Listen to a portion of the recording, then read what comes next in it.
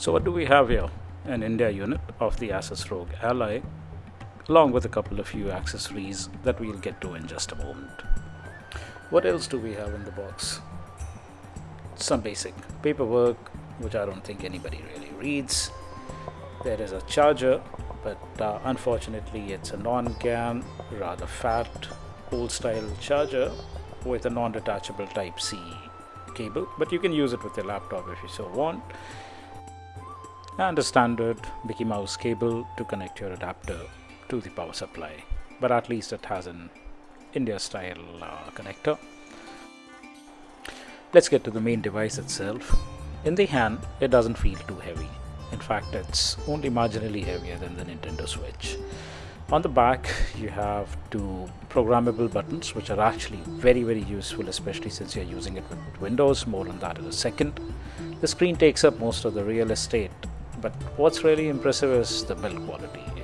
It doesn't exhibit any flex and feels like a really solid, nice device in the hand. So kudos to Asus for that.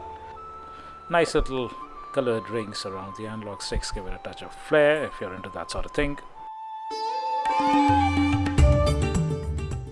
Here's a quick size comparison with the Nintendo Switch. Keep in mind that I'm not using the joypads, but a set of bin block controllers which are a lot larger than the original joypads. Despite that, overall the form factors are fairly comparable, and even though the Ally is heavier, I don't think that from a pocketability perspective, though you can't really pocket any of them, it's much different than a Switch. Time to set it up. Now, setting this up is no different from setting up a regular Windows desktop or a laptop, which most of you, I presume, would be quite familiar with. However, the lack of a keyboard and mouse can complicate things a bit.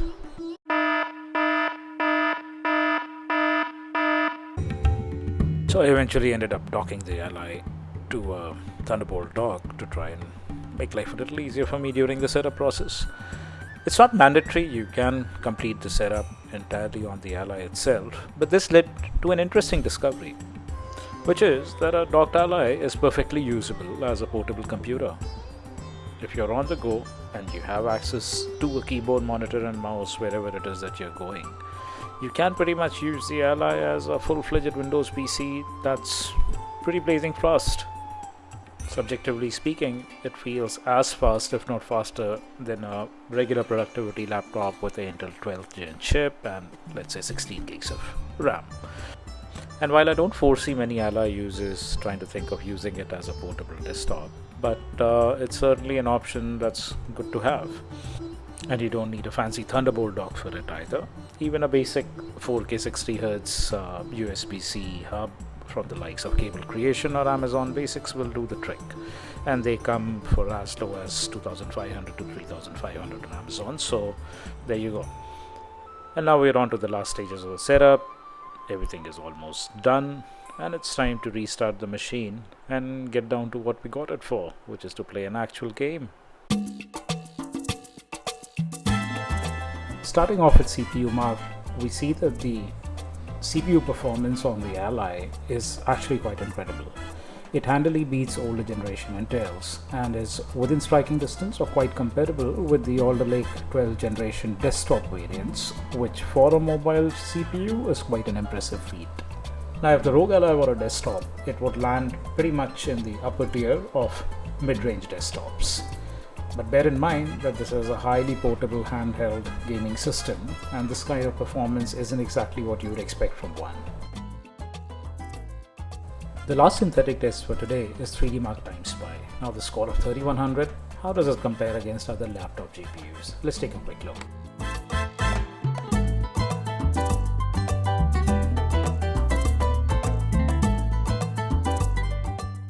These are not bad results for what's effectively an integrated GPU, considering the rest of the competition is discrete ones. Let's see how it translates to real life. Moving on to native Windows game performance, let's start off with Starfield, which is a difficult candidate considering it's still somewhat unoptimized.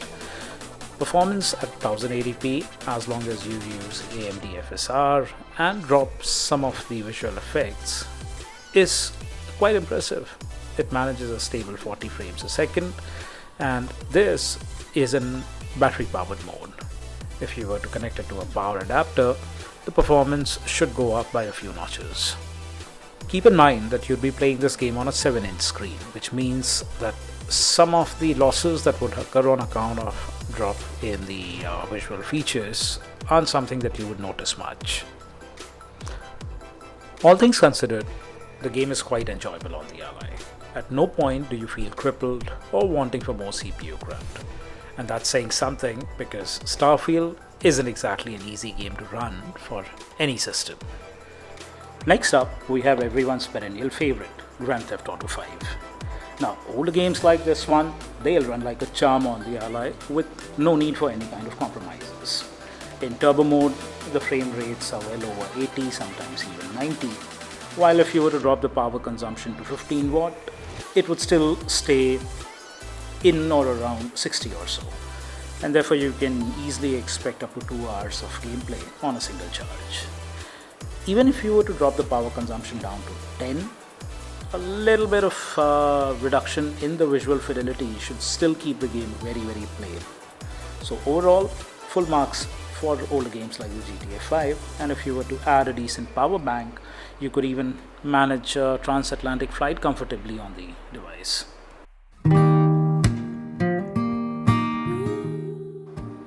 Personally, I think one of the best use cases for the Rogue Aloy is as a literal emulation monster. We'll run a quick test using Yuzu as a Nintendo Switch emulator. We'll use a relatively recent game, Donkey Kong. Loading up the game takes 5 to 7 seconds, so that's hardly a wait. As is typical with a lot of Windows apps, it's a little clunky to go into full screen. You need to bring up the keyboard, press F11, and then you're all set. The game runs perfectly fine and smooth. If you can run it in turbo mode, there's pretty much a stable 60 FPS is what you'll end up getting. If you want to save some power and if you're traveling, you can happily drop it to performance mode at around 15 watt, and even that doesn't show much of a deterioration in terms of the frame rate for the game. Next up, we drop the GPU operating mode from turbo at 30 watt to performance at 15 watt. This pretty much doubles up the available battery life on the unit, and for emulation, I think the 15 watt performance mode is more than adequate. Even for something that's relatively hard to emulate, which is a Nintendo Switch, as you can see, the frame rate barely drops under 60, and that is pretty great if you were to ask me. The last gameplay test that we have today is somewhat uncommon, yet it's something that I believe anyone interested in gaming should definitely try for once. I'll be streaming a game running on my desktop for gameplay on the Rogue Ally using Moonlight. And since all of the heavy lifting is being done by the desktop here, we can drop the power draw to the minimum available. And as expected, that doesn't cause any performance drop. The gameplay remains perfectly smooth with minimal and no discernible lagging or latency. Of course, your mileage may vary, but as long as you have a capable PC and a reasonably good wireless network, the overall experience should remain fairly similar. Now, The Last of Us is a rather demanding game. If I'm trying to play this locally on the Ally, I do need to drop the visual effects considerably. However, using it this way allows me to switch freely between the Ally when I'm on the go, the desktop when I'm at home at my desk, or the desktop stream to the Ally when I want to keep playing elsewhere within my house and don't want to sit on my desk. So what's my final subjective take on the Ally, and should you really get one? The answer is, it depends. I personally love it, but I'll have to admit that it's a very niche device. On the bright side, the hardware is great. Games perform well as long as you keep your expectations in check.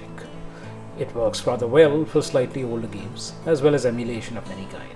You can throw a PS3 or a Nintendo Switch or pretty much any retro game at it and it'll handle it with aplomb. AAA games, they also run fairly well. And as long as you drop the resolution or drop some of the eye candy, I think the performance remains within manageable limits. But let's face it, for someone from my age group, this device is like a childhood dream that came true. It's a truly portable gaming system that packs so much power in it, and all of this was literally unimaginable when I was younger, so you can forgive me for fawning over it. Now coming to the flip side, the battery life sucks. especially if you are running AAA games. I recently did carry the Ally on a 9-hour flight, and it did make spending the time a total breeze. But I had to append it with a 65-watt power bank, which is, I would say, a must-have if you want to travel along with this device. Windows, as expected on a touchscreen device, is quite clunky. I had to spend literally hours setting up all of the shortcuts, mapping the keyboard and the back buttons to the activities that I wanted to achieve via them, but it's not exactly a plug-and-play device unlike the Nintendo Switch. So who should buy this? I think the Ally is more of a companion device rather than a full-fledged primary gaming system. If you already have a gaming PC and want to continue the same games while you're out and about, by all means go for it. If you want a casual gaming system that's as portable as a Switch but packs more power or can run traditional Windows games, again, you should go ahead and buy one. Now, someone asked me if they can or should get it instead of upgrading their laptop. Again, the answer was a reserved yes, since this user's existing laptop was more than adequate at his primary productivity system. Getting the Ally allows him to continue using both, one for work and the other one for play. In fact, I even use the Ally docked to a TV in a hotel room as a portable console of sorts. And if someone is really up to it, dock performance with a monitor and a wireless keyboard and mouse is way better than what you would get from the average 35 to 40,000 rupee laptop. Can it replace a mid to high-end gaming desktop though? Absolutely not. Is it a true replacement for a Nintendo Switch? Probably not, because it's nowhere as family friendly or easy to use as a Switch. So like I said before, whether you should get it or not, the answer to that depends entirely on your use case and the systems you already have. It's a great device, no doubt about it, but please do weigh your use cases and expectations before you take the plunge. If you have any questions, do let me know in the comments and I'll be more than happy to answer. Thank you for watching.